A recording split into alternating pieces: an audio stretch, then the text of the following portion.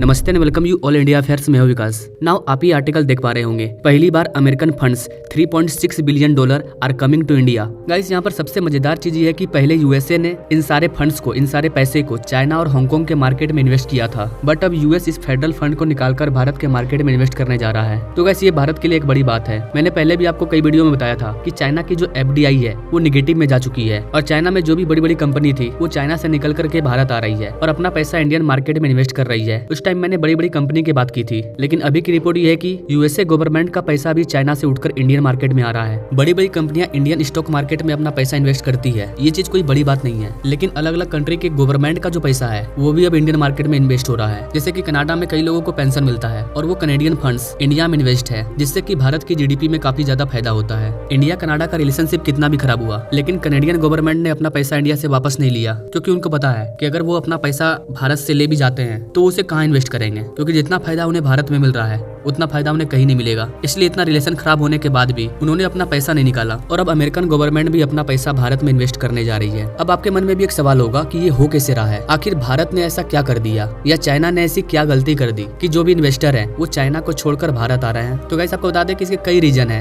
But मैं आपको कुछ इंपॉर्टेंट रीजन बताता हूँ। गाइस सबसे बड़ा रीजन है भारत की सरकार की नीतियाँ। भारत सरकार इन कंपनियों को बड़े बड़े प्रलोभन दे रही है, जिसमें इन कंपनियों को बेटर फ्यूचर और ज्यादा फायदा दिख रहा है। PLI स्कीम भी इसी का एग्जाम्पल है। दूसरा सबसे बड़ा रीजन है चाइना और अमेरिका के बीच का जो रिलेशनशिप है वो दिन प्रतिदिन बिगड़ता जा रहा है। अमेरिका को डर है कि चाइना अगर ऐसे ही आगे बढ़ता रहा तो बहुत जल्द वो हमारी इकोनॉमी को टक्कर देगा। इनफैक्ट चाइना हर एक एरिया में अमेरिका को टक्कर दे रहा है और इसी वजह से अमेरिका चाइना का काउंटर करना चाहता है, ताकि अमेरिका दुनिया का सबसे बड़ा इकोनॉमी वाला कंट्री बना रहे। आज के टाइम में अमेरिका हर चीज में पावरफुल है और दूसरे नंबर पर जो आता है वो है चाइना। अमेरिका को पता है कि चाइना और भारत का जो रिलेशनशिप है वो खराब है, दोनों एक दूसरे के दुश्मन है। अगर हम भारत का साथ दें, अगर भारत को हम अपने में ले लें तो हम चाइना पर आराम से कंट्रोल कर सकते हैं। इधर भारत भी चाइना को कंट्रोल करना चाहता है, क्योंकि चाइना का लगातार ग्रोथ भारत के लिए खतरे की घंटी है। फॉर एग्जाम्पल अभी हाल ही में चाइना ने एक मैप जारी किया था और भारत के कई एरिया को, कई पार्ट्स को अपना बताया और एक संकेत दिया कि जब वो सबसे पावरफुल बन जाएगा तो वो इन जगहों पर कब्जा करेगा। तो कहने का मतलब ये है कि भारत और अमेरिका का जो टारगेट है वो एक है, चाइना के ग्रोथ को कम करना। अब गाइस ऐसा नहीं है कि भारत चाइना को नुकसान पहुंचाना चाहता है, ऐसा बिल्कुल नहीं है। चाइना का ग्रोथ कम करने का मतलब ये है कि अगर हम यानी कि भारत, अगर भारत चाइना से ग्रोथ के मामले में आगे निकल जाए तो इनडायरेक्टली चाइना की जो ग्रोथ है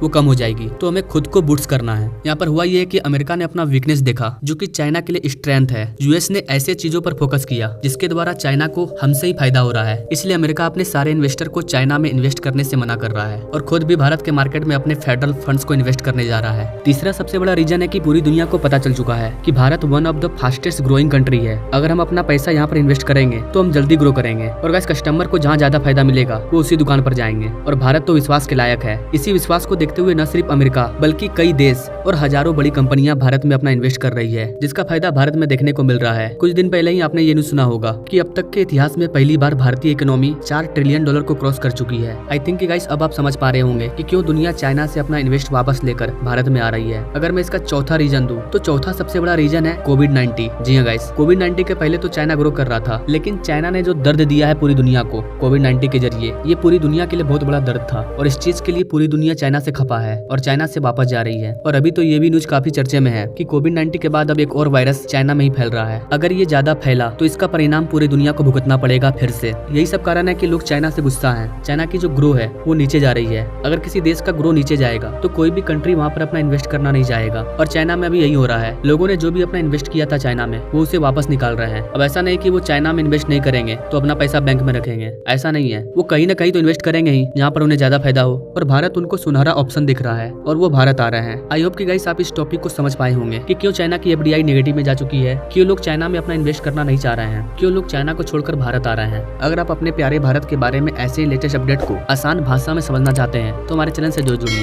now thank you for watching this video. मिलते हैं नेक्स्ट वीडियो में कई जानकारी के साथ, तब तक के लिए जय हिंद।